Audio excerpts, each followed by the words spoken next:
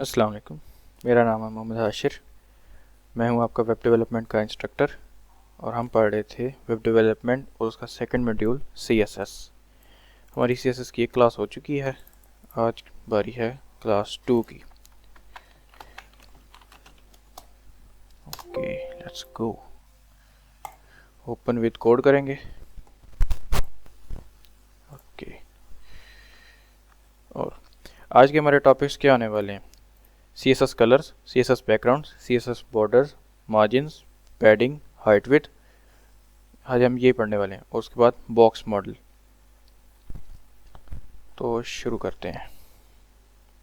सबसे पहले वही index.html एक HTML की फ़ाइल बना लेते हैं, ठीक है। और फिर साथ ही साथ में style.css की फ़ाइल बना सकते हैं। लेकिन अगर हम चाहें तो हम एक और तरीका भी कर सकते हैं।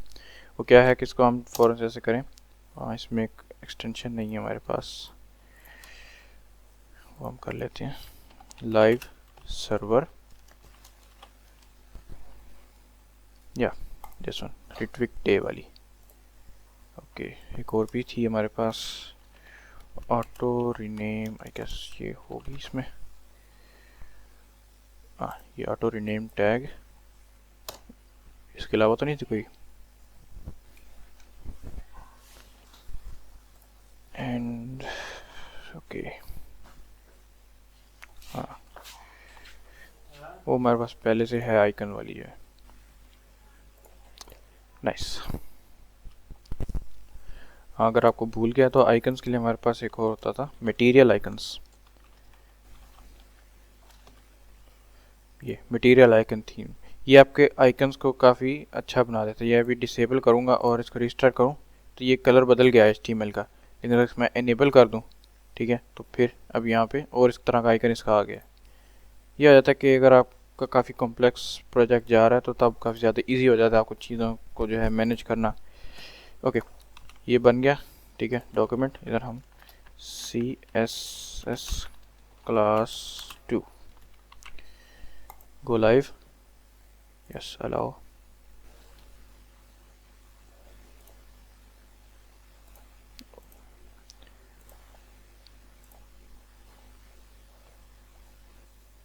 दोबारा स्टार्ट करते हैं। ये फायरफॉक्स में ओपन हो रहा है, इसको 1 to 7। ओके, इसको फायरफॉक्स को बंद कर देते हैं, क्रोम में ओपन करते हैं फ़िलहाल। ओके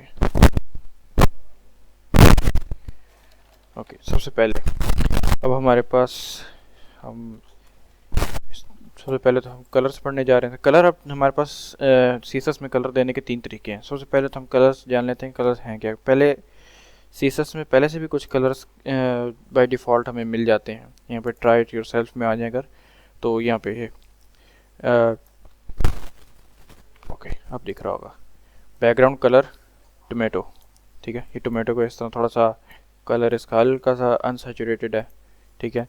ऑरेंज, ठीक है, ये थोड़ा सा ऑरेंज टाइप का कलर है। डॉजर ब्लू, मीडियम सी ग्रीन, डिफरेंट टाइप के इस तरह दिए हुए। ये सीसस के अंदर पहले से मौजूदा, पहले से ही कुछ इस तरह के कलर्स हैं, ठीक है। और अगर आप इसको नहीं यूज़ करना चाहते, अपना यूज़ करना चाहते हैं, तो उसके लिए हमारे पास ये तरीका होता है कि इसमें हम ये RGB, सबसे पहले तो हमारे पास RGB वैल्यूज़ आ जाती हैं। RGB मतलब रेड, ग्रीन, ब्लू, बिल्कुल। जितने भी आपके स्क्रीन के पिक्सल होते हैं, ठीक है, जितनी भी आपके स्क्रीन के ऊपर कलर्स शो होते हैं, वो इन 3 कलर से ही मिलके बन रहे होते हैं, रेड, ग्रीन और ब्लू से। तो सबसे पहले तो हम इसको यहाँ पे CSS पहले तो कर लें इसमें। ओके, लिंक लिंक यहाँ पे लिंक CSS कॉलन डाल के अगर CSS करूँ और इंटर करूँ तो style.css, लेकिन हमारे पास style.css पहले से मौजूद तो है नहीं। तो उसके लिए हम क्या करें, आप अगर कंट्रोल दबा के इस पर से होवर भी करेंगे तो आपको ये बता देगा कि कंट्रोल प्लस क्लिक करें, कंट्रोल प्लस लेफ्ट क्लिक करेंगे तो अब ये कहता है अनेबल टू ओपन style.css, ठीक है। फिर यहाँ पे क्रिएट फाइल, तो अब ये फाइल बन गई और वहाँ पे साथ में यहाँ पे ऐड भी हुई है। ओके, इसके बाद सबसे पहले तो हम यहाँ पे एक कोई सा भी H1 टैग ले लेते हैं, ठीक है ना। इसमें लिख देते हैं hello world I am red. Okay, ये RGB वैल्यूज होती हैं वो 0 से लेके 255 तक जाती हैं। टोटल ये 256 होती हैं इंक्लूडिंग ज़ीरो। 0 से लेके 255, ये 256 होगी टोटल वैल्यूज़। तो इसके लिए hello world I am red, तो यहाँ पे अगर मैं इसको कोई सी क्लास दे देता हूँ, क्लास नेम या आईडी भी मैं दे सकता हूँ, ठीक है। तो अब यहाँ पर रेड कुछ भी कह लो, ठीक है, या रेड टेक्स्ट कह लो। तो यहाँ पे डॉट रेड टेक्स्ट। ओके, यहाँ पे अब कलर, अब हम यहाँ पे पहले एक बार देख लेते हैं यहाँ पे क्या है, hello world I am red. तो अगर यहाँ पे हम कलर में आ जाएं तो यहाँ पे RGB red green blue. Okay, red में हम इसको बता देते हैं कि भाई हम टोटल रेड करना है तो 255, यहाँ पे हम इसको दे देंगे, बाकी हम 0 रखेंगे। तो अब हमारे पास बिल्कुल रेड कलर आया है। एक और तरीका भी है, अब यहाँ से इधर इसको सिलेक्ट करके अपने हिसाब से भी कलर एडजस्ट कर सकते हैं, जैसे थोड़ा डार्क रेड रखना अगर, ठीक है, तो अपने आप से एडजस्ट कर लेगा ये। अगर नहीं तो किसी और तरफ भी लेके जा सकते हैं, ग्रीन रख लें, ठीक है, तब भी काम करेगा। एक ये भी तरीका है आपके लिए, इजी हो जाता है कि आप यहाँ से खुद पैलेट खुद सेलेक्ट कर सकें, ठीक है। यहाँ से ये सारा इसकी ओपेसिटी भी आप यहाँ से कर सकते हैं। ओपेसिटी अगर मैन्युअली करना चाहते हैं तो यहाँ पे एक और कोमा डाल के यहाँ पे बता दें 0 से लेके 1 तक आपने बताना होता है, यानी 0.1, 0.2, 0.3, इस तरह यहाँ से लेके 0.9 या 1 तक, ठीक है। अगर 1 रखेंगे तो ये 100% ओपेसिटी है, ठीक है। अगर नहीं तो ये 0.2। ओके, तो यहाँ पे बिल्कुल ही हल्का सा दिख रहा है टेक्स्ट, ठीक है। बहुत ही ओपेसिटी कम होगी 5, ठीक है। अगर इसको फुल ब्लैक अगर करना हो तो हम क्या करेंगे, तो हम इसको भी 0 करके देखते हैं, फिर हम इसको भी 0 करके देखते हैं। तो अब ये फुल ब्लैक हो गया, लेकिन यहाँ पे ग्रे दिख रहा है, क्यों? क्योंकि यहाँ पर इसकी ओपेसिटी हमने कम की हुई है, 50% की हुई है। अगर हम इसको और भी कर देते हैं कम, तो ये 0.3, 0.2, 0.1 ये इसी तरह ही चल रहा है, ठीक है। 0.9 करेंगे तो ये क्लोज होगा काफ़ी ब्लैक के, लेकिन ये प्योरली ब्लैक नहीं है, ठीक है, हल्का सा मध्यम है। ओके, इसके बाद हमने ये RGB पढ़ लिया, ठीक है, कि RGB हो गया। इसके बाद हमारे पास आ जाती है एक और चीज़, हेक्स वैल्यूज़। हेक्स वैल्यू यानी कि hexadecimal values. Hexadecimal colour is specified with RGB hash. सबसे पहले तो हम हैश डालते हैं, ठीक है, हेक्साडेसिमल में, जिसमें पहले 2 होते हैं ना, तो इसमें जो ये पहले 2 हैं ये रेड के लिए होते हैं RGB, ठीक है। फर्स्ट 2 जो हैं ये है आगे R के, फिर ये ब्लू के, ये फिर ग्रीन के। ऑलराइट, तो यहाँ पे अगर आपने यहाँ से एडजस्ट, ओके सॉरी, यहाँ पे आप इसको एडजस्ट कर सकते हैं अपने हिसाब से, कलर्स वगैरह आपको कलर दे देगा। अगर आपने यहाँ से भी क्लिक करें इसको तो ये चेंज करके दे देगा अलग अलग टाइप्स में, जिसमें आप काम करना चाहें वो आप, जिसमें आप ज़्यादा इजी हो। तो इसके बाद आप यहाँ से कलर क्राफ्ट भी कर सकते हैं। ये छोटा सा एक प्लेग्राउंड दिया हुआ है। अगर ये फुल होगा ये FFF, ठीक है, तो ये यानी कि वाइट है, ठीक है। अगर हम इसको कम करते जाएंगे तो इसमें अलग अलग कलर आते रहेंगे। यहाँ पे एडजस्ट करें तो ये कलर के अलग अलग हमें शेड दिखते रहेंगे। ग्रीन बढ़ाएंगे तो ग्रीन हो जाएगा, ब्लू भी साथ में बढ़ा देंगे तो ये ज़्यादा ही थोड़ा ब्लू, लाइट ब्लू हो गया, ठीक है। अभी थोड़ा सियान कलर जैसा बन गया है, ठीक है, ये वाइट, ठीक है, इस तरह ये थोड़ा डार्क ब्लू हो गया है, ठीक है। ये अगर आप इसको बिल्कुल इस तरह करें फुल्ली डार्क ब्लू है, ठीक है। यहाँ पे कुछ एग्जांपल्स भी दी हुई हैं, ठीक है, कलर क्राफ्ट करके, ठीक है। और ये शेड्स कुछ दिए हुए हैं, जैसे यहाँ पे ये वाइट है, क्लोजर टू वाइट है, ये थोड़ा ऑफ वाइट है, फिर इस तरह ये और डार्क होते जा रहे हैं। यहाँ से इस तरह अगर हम इस तरफ आ जाए ना, ये यहाँ से इस तरह जितना इस तरह आते जाएंगे हमें अलग अलग शेड हमें मिलते ही जाएंगे। अगर हमें रेड रखना है लेकिन बहुत ज़्यादा डार्क मरून टाइप का, ठीक है, तो हम ऐसे भी रख सकते हैं, ठीक है। तो ये इस तरह हो जाएगा। ओके ओके, ये छोटी छोटी चीज़ें हैं, ठीक है, ये एक बार बस समझने की ज़रूरत होती है। ओके,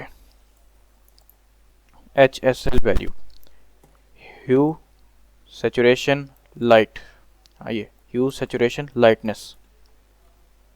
तो ये 0 से 360 तक जाती है ये ह्यू का, ये 360 रेड होता है और 0 तो ब्लैक होता है, गेस। एक सेकेंड, HSL यहाँ पे 0 अगर कर दूँ, ठीक है ना। बाकी यहाँ पे परसेंटेजेस में ही हमने देना होता है, 100%, लाइटनेस जितनी भी, 50%, कुछ भी हिसाब लगा लो। तो अब 0 से, ये रेड से स्टार्ट होके रेड पे ही ख़त्म होता है, ठीक है। अब यहाँ पे अगर मैं इसकी जितनी वैल्यू बढ़ाता जाऊँ, ठीक है, इस हिसाब से एडजस्ट होता रहेगा। जैसे मैं यहाँ पे 120 कह लूँ, ठीक है, ग्रीन हो गया, ठीक है। 120 का अगर आगे हम करें 240 ब्लू हो जाएगा, ठीक है। और अगर हम फुल 360 पे ही ले जाएं, 360, तो ये दोबारा रेड ही हो जाएगा। और 360 ये दोबारा वापस रेड पे ही घूम के आ जाएगा। यहाँ पे भी ये अब रेड आ गया। तो यहाँ पे आप इसका फिर इसी तरीके से, ये एक छोटा सा इन्होंने प्ले ग्राउंड दिया हुआ है, आप यहाँ पे एक्सपेरिमेंट कर सकते हैं, अपने हिसाब से कलर्स बना सकते हैं, ठीक है। लाइटनेस अगर 0 होगी, ठीक है, तो उतना ज़्यादा डार्क होता जाएगा कलर, और इवेंचुअली 0 पे ये बिल्कुल ही ब्लैक हो जाएगा, ठीक है। यहाँ से आप जो मर्ज़ी बढ़ाते रहें घटाते रहें, कोई फ़ायदा नहीं।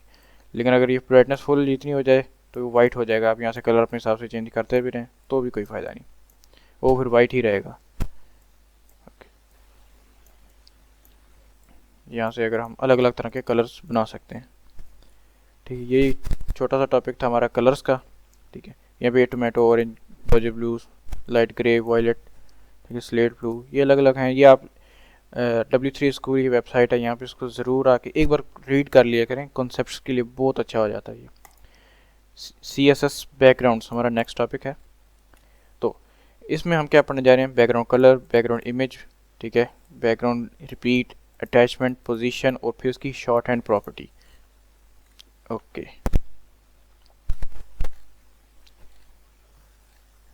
ओके। तो बैकग्राउंड कलर वो हम पहले भी एक बार पढ़ चुके हैं। बैकग्राउंड कलर यहाँ पे सिंपल रेड के लिख दूँ मैं, ठीक है। तो बैकग्राउंड कलर इसका रेड हो चुका है। ये अगर मैं उसी तरीके से FFF, वो वाइट पहले से ही है, पहले तो हमने इस तरह पढ़ा था FF, ठीक है। लेकिन अगर यहाँ पे सिर्फ 3 भी लिख दूँ तब भी हो जाएगा। फिर ये फर्स्ट वाली R, G और B, ठीक है ना। यहाँ पे अगर मैं इसको चेंजेस करता रहूँ, ठीक है, तो उस हिसाब से ये चेंज होता रहेगा। नहीं तो फिर हमें इस तरह अलग अलग भी और ज़्यादा मॉडिफिकेशन कर सकता हूँ अलग अलग किस्म की। तो इसको हम इस तरह ही रहने देते हैं।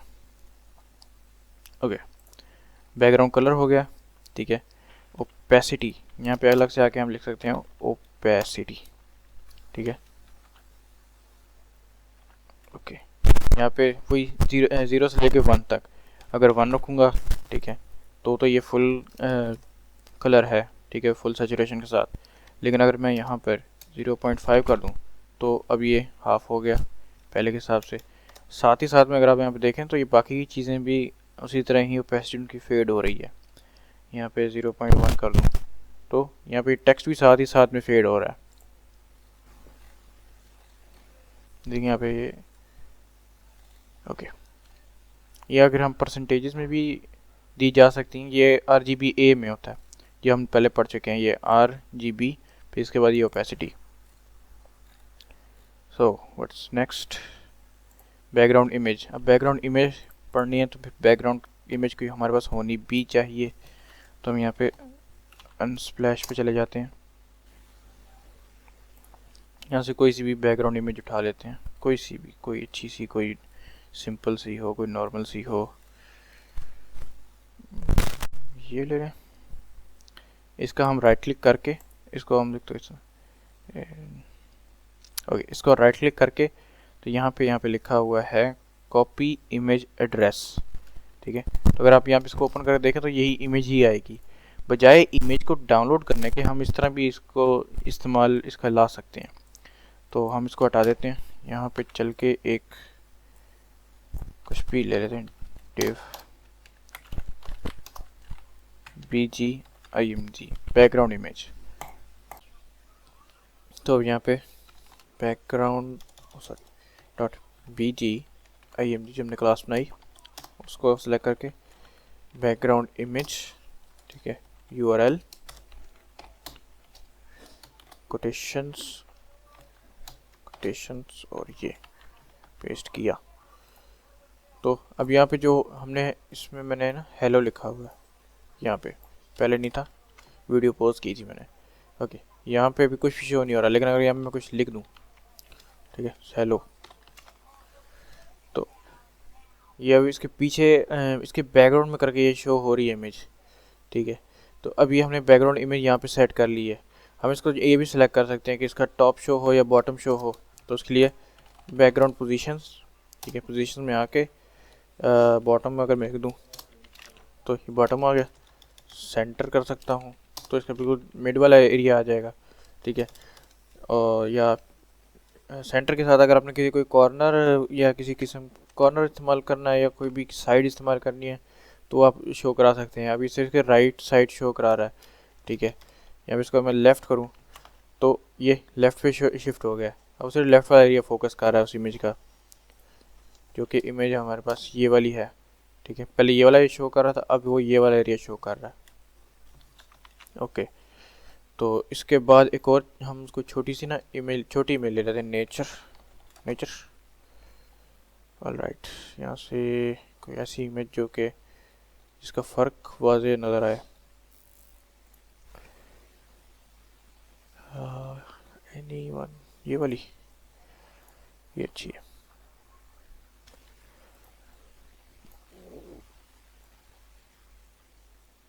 यहाँ पे Ctrl+V। ओके, हमारे पास कुछ आया।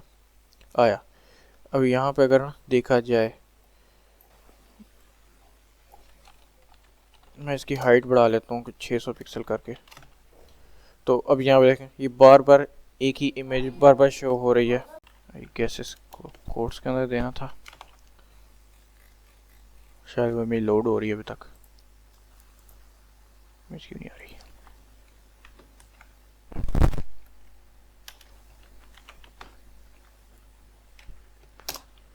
आई गेस इसको हमने हाइट नहीं दी है, विड्थ नहीं दी, विड्थ 100%।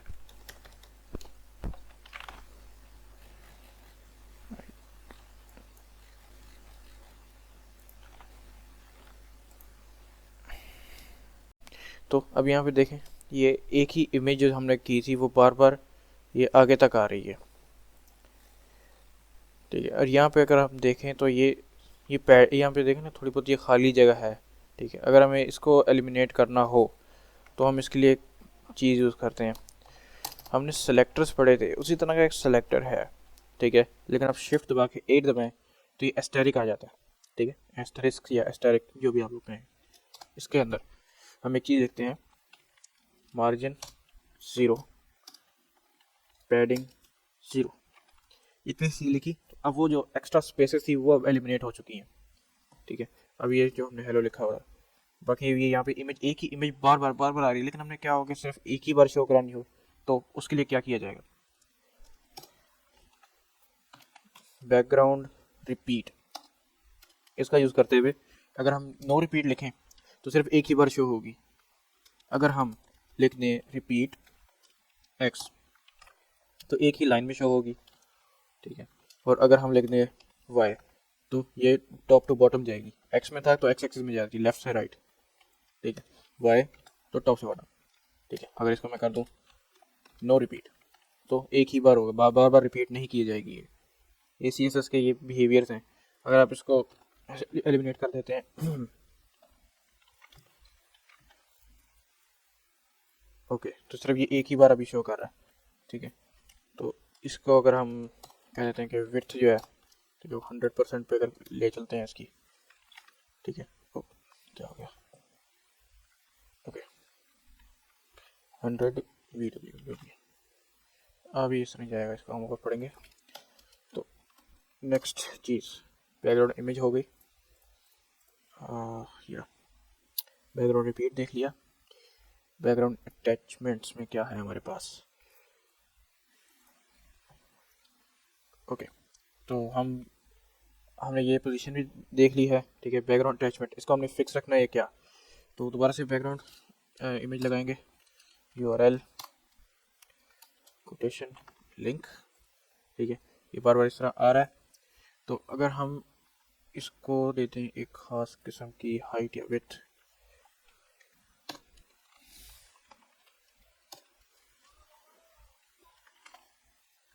नहीं कम करते हैं 100, तो हम इसको यहाँ पे बैकग्राउंड अटैचमेंट अगर फिक्स कर दें, बैकग्राउंड अटैचमेंट फिक्स्ड, यहाँ पे भी स्क्रॉल के लिए हमारे पास कुछ है नहीं, तो हम इसके बाद स्क्रॉल के लिए कुछ बनाते हैं।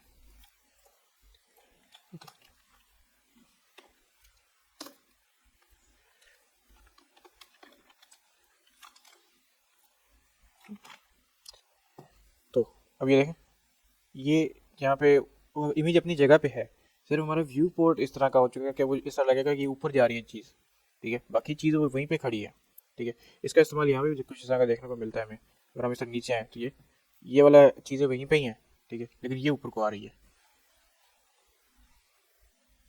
तो इसके बाद हमारे पास और भी डिफरेंट तरह की अटैचमेंट्स होती हैं, ठीक है। अब यहाँ पे आके इसको मज़ीद पढ़ सकते हैं यहाँ पे, फिर इससे मैं चला जाऊँ तो ये एक एक चीज़, बहुत ज़्यादा चीज़ें हैं, ये एक एक चीज़ यहाँ पे इन्होंने एक्सप्लेन की हुई है।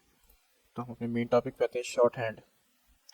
अच्छा, अगर हम मुझे यहाँ पे इसको हटाते हैं सबसे पहले, यहाँ पे अगर मुझे इतना सब कुछ ना करना होता, ठीक है, और मैं एक ही बार में इसकी सब कुछ अगर बता देना चाहता तो मैं क्या करता। तो यहाँ पे मैं इसको यहाँ से ऐसे रिमूव करके यहाँ से इमेज हटा देता, सिर्फ बैकग्राउंड लिख दिया, ठीक है। URL तो URL अभी भी काम कर रहा है, लेकिन इसको मैं यहाँ पे से बता सकता हूँ कि ये फिक्स्ड रहेगा, ठीक है। और इसको मैं साथ ही साथ में और क्या कुछ बता पाऊँगा, इसको मैं बता सकता हूँ कि नो रिपीट, ठीक है, कि रिपीट नहीं करना इसको, ठीक है। बैकग्राउंड कलर अगर इमेज ना हो जब तक, तो बैकग्राउंड कलर हम दे सकते हैं, कलर क्या, ब्लैक, ये दे सकते हैं जब तक इमेज लोड नहीं होती, या इमेज जहाँ पे नहीं है, ठीक है, वहाँ पे ब्लैक आ जाए, ठीक है। अगर रिपीट है, ब्लैक हम ऐसे लगा लेते हैं। इसका भी जब रीलोड करते हैं अभी यहाँ पे शो नहीं हो रहा क्योंकि इमेज एक बार लोड हो चुकी है, तो रेड, लेकिन यहीं पे मैं नो रिपीट कह दूँ तो ये, अब यहीं पे जो 4-5 लाइनों के कोड को मैंने एक ही लाइन में मैंने मर्ज कर दिया है, इसे कहते हैं शॉर्ट हैंड प्रॉपर्टी, ठीक है। तो ये हमारे लिए एक तो टाइम भी बचा देते हैं, और एक तो चीज़ों को ज़्यादा ये फैली हुई नहीं लगती, हमारा कोड मैनेजेबल लगता है। ये चीज़ें, इन चीज़ों का इस्तेमाल करने से कोड हमारा पढ़ने में ईजी तो हो जाता है, ठीक है, लेकिन इस तरह कोड ज़्यादा ऑप्टिमाइज और मैनेजेबल भी रह जाता है। ओके, CSS बॉर्डर्स, हर एक चीज़ का बॉर्डर होता है, और वो बॉर्डर आज सामने आएगा।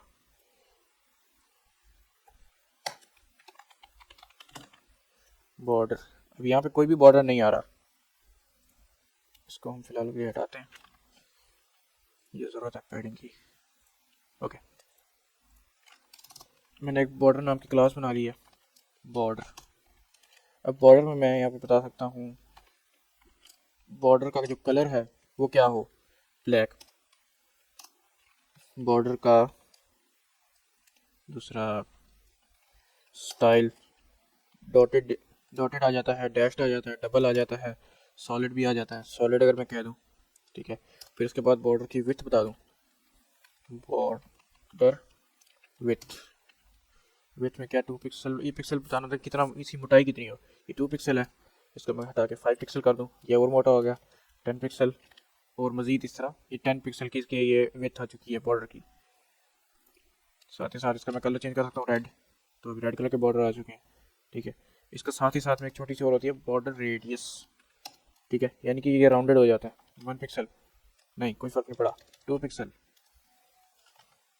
हल्का सा राउंड, यहीं पे 5 पिक्सल ज़्यादा राउंडेड है, 10 पिक्सल मज़ीद राउंड हो गया, ठीक है।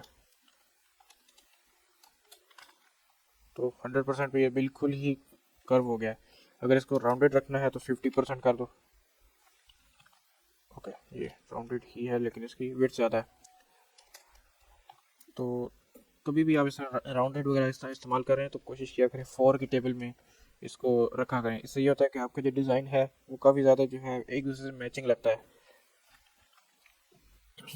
अगर मुझे यही चीज़ उसमें करनी होती शॉर्ट हैंड में तो मैं क्या करता, बॉर्डर यही सेम चीज़ लिखता, ठीक, और इसके यहाँ पे मैं इसको बॉर्डर क्या था, बॉर्डर में आके मैं इसको बताता कि भाई कलर मेरा ब्लैक हो, ठीक है, स्टाइल मेरा सॉलिड हो, ठीक है, और कितना मेरा 2 पिक्सल का जो है ये हो जाए।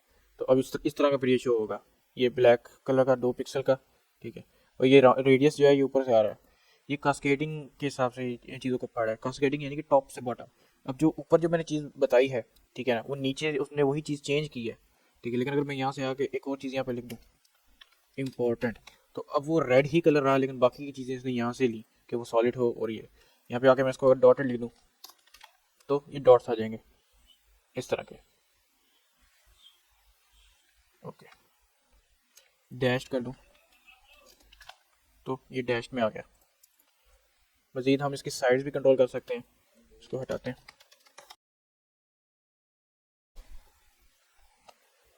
ओके, बॉर्डर, ठीक है, यहाँ पे हम बता देते हैं टॉप। बॉर्डर का टॉप का क्या हिसाब किताब है, बॉर्डर का टॉप जो है वो रेड कलर का हो जाए, ठीक है, तो एक सेकेंड, ज़्यादा जूम हो गया।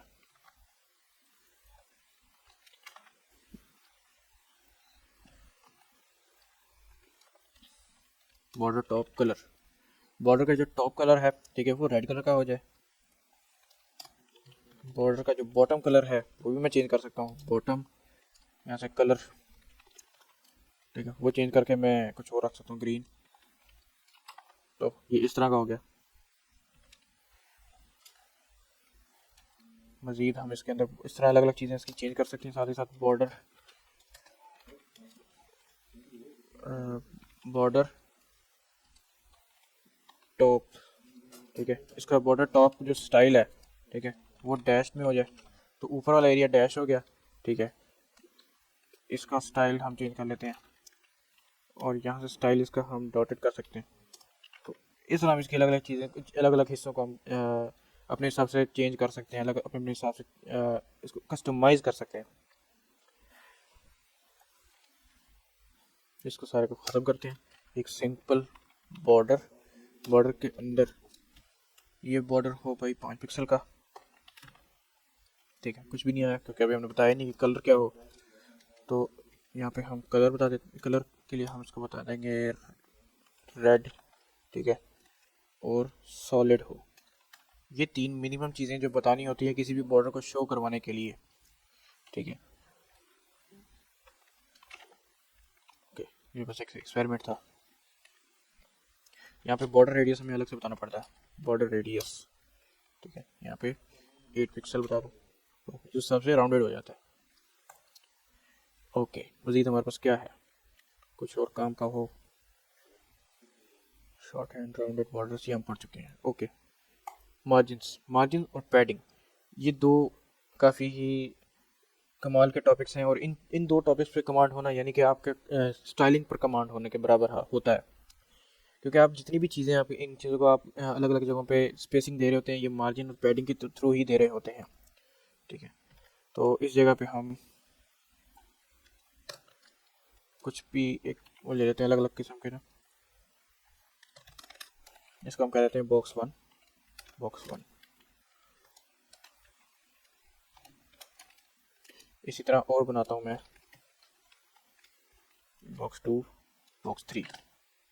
कुछ भी शो नहीं होगा क्योंकि अब हम इसकी स्टाइलिंग करेंगे। कैसे कर लो, सॉरी,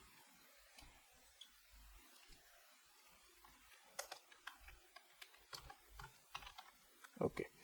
इसके बाद डॉट बॉक्स, बॉक्स वन जो है इसके लिए हम इसको कह देते हैं बैकग्राउंड कलर रेड, इसकी हाइट 500 पिक्सल, ठीक है, और विड्थ भी हम 500 ही ले लेते हैं, स्क्वायर बन जाएंगे।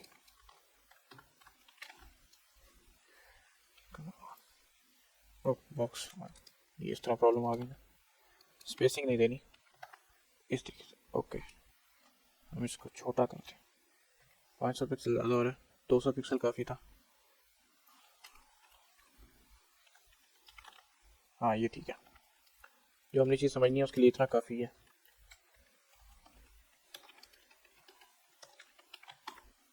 ओके, ये एक ही लाइन में नीचे आ चुके हैं। इनको हम, क्योंकि ये ब्लॉक लेवल है इसलिए अलग अलग ये लाइन में आ रहे हैं, तो हम यहाँ पर पैडिंग और मार्जिन हम यहाँ पे देख लेते हैं हर एक बॉक्स का। यहाँ पे अगर हम इसको मार्जिन इस्तेमाल करते हैं, मार्जिन ये है कि इस बॉक्स से बाकी एलिमेंट्स को आगे कितना धक्का लगाना है, यानी मैं कहता हूँ 10 पिक्सल। तो अब ये सिर्फ मार्जिन लिखा है तो हर साइड से 10-10 पिक्सल का इसने स्पेस ले लिया, ठीक है। यहीं पे अगर मैं इसको कहता कि सिर्फ मार्जिन बॉटम वाले को जो है ना उसको तुम 10 पिक्सल करो, ठीक है, तो सिर्फ नीचे वाले एरिया पे ही 10 पिक्सल की स्पेस आती, ठीक है। इसी तरीके से मैं यही कॉपी करके इसे भी दे सकता हूँ, तो वो अपने नीचे वाले को खुद से 10 पिक्सल दूर कर देगा। 100 पिक्सल तो 100 पिक्सल दूर कर देगा, ठीक है। ओके, यहाँ पे हम साथ ही साथ में मार्जिन टॉप भी यूज़ कर सकते हैं, मार्जिन टॉप, ठीक है। ये 50 पिक्सल का लो बेशक, तो टॉप से 50 पिक्सल का आ गया, ये 10 पिक्सल के आ गए, ये इसमें डिफरेंस है। ओके, यहीं पे साथ ही साथ में इसकी अगर हमने देखनी हो शॉर्ट हैंड प्रॉपर्टी तो वो किस तरह की होगी। शॉर्ट हैंड प्रॉपर्टी सिंपल है, मार्जिन लिखें, मार्जिन के बाद इस क्लॉक वाइज हमने इसको देखना होता है। क्लॉक किस तरह, टॉप, राइट, बॉटम, लेफ्ट। तो इस तरीके से टॉप से 10 पिक्सल,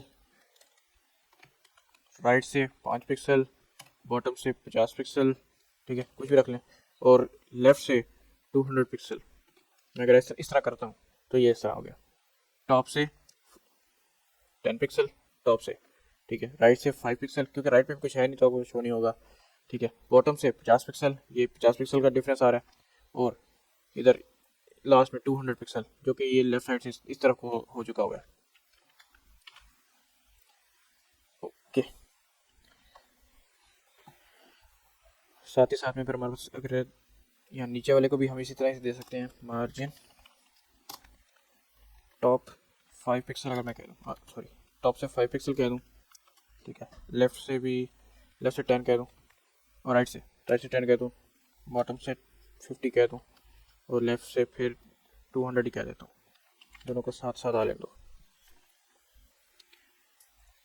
अब वहाँ से बॉटम 50 थी, यहाँ से टॉप 5 है, लेकिन अगर मैं ये टॉप 5 अगर मैं यहाँ पे देख लो कोई खास भी फ़र्क नहीं है, लेकिन अगर मैं इसको, एक मिनट, यहाँ से अभी 0 पिक्सल फ़िलहाल की है, ठीक है, कोई फ़र्क खास आपको शायद नज़र अभी नहीं आया, तो यहाँ पे भी कोई ख़ास फ़र्क नज़र आया नहीं। क्यों, क्या है कि वहाँ से जो 50 पिक्सल टॉप से बॉटम वाले को दिए गए थे वो 50 पिक्सल यहाँ पे आ रहे हैं। ये वाला कह रहा है कि मुझे ये ग्रीन वाला, ग्रीन ब्लू, अब ज़्यादा इजी होगा। अब ये ग्रीन वाला कह रहा है भाई मुझे टॉप से चाहिए 5 पिक्सल, ठीक है, इसकी मार्जिन चाहिए। तो अब हमारा ब्राउज़र क्या कह रहा है कि भाई 50 पिक्सल ऊपर वाले को भी चाहिए, 5 पिक्सल तुझे भी चाहिए, तुम लोग वही 50 वाले को शेयर कर लो आपस में, ठीक है, तो इस तरह हो जाएगा। तो अगर मुझे ज़्यादा देनी है, ठीक है, तो मैं इसको 55 कर लूँ, ठीक है, तब थोड़ा डिफरेंस आ जाएगा, ठीक है, 550 कर लूँ तो और ज़्यादा डिफरेंस आ जाएगा। ओके, ये मार्जिन का छोटा सा टॉपिक था। इसी तरीके से हमारे पास पैडिंग आ जाता है, तो मार्जिन को एक और बार देख लेते हैं।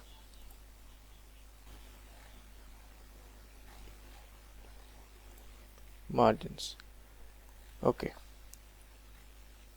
इन्होंने क्या एग्जांपल दी हुई है कि इन्होंने ये टॉप बॉटम से किया हुआ है, इसको हम ले जाते हैं बॉक्स 1 को यूज़ कर लेते हैं, बाकी भी हम उड़ा देते हैं।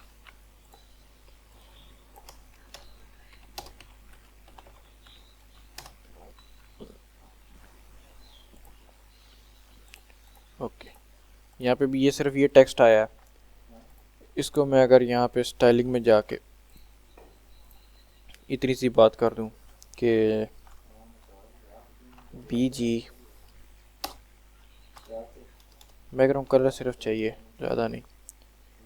तो उस सूरत में बैकग्राउंड कलर इसका ब्लू, लेकिन मुझे थोड़ा सा हल्का ब्लू चाहिए, इतना हो जाए तो काफ़ी है। ओके, नहीं थोड़ा और कम हो जाए, ये कुछ बेहतर है। ठीक है, तो अब यहाँ से आके मैं अगर इसको कह दूँ मार्जिन हर साइड से 50 पिक्सल, तो अभी हर साइड से 50 पिक्सल आ गया। अगर हम अकेला ही लिखूँ तो ये हर साइड से आ जाएगा, हर साइड से 500 पिक्सल। तो ये हर साइड से ही इसको धक्का लगाया जा रहा है। ठीक है, कि ये इधर से 500 500 500 500, ठीक है, नीचे से भी 500, ऊपर से भी 500। ठीक है, इसको 200 कर लो, तो ये हर साइड से ही इसको 200 की पिक्सल की इसको मार्जिन मिल रही है।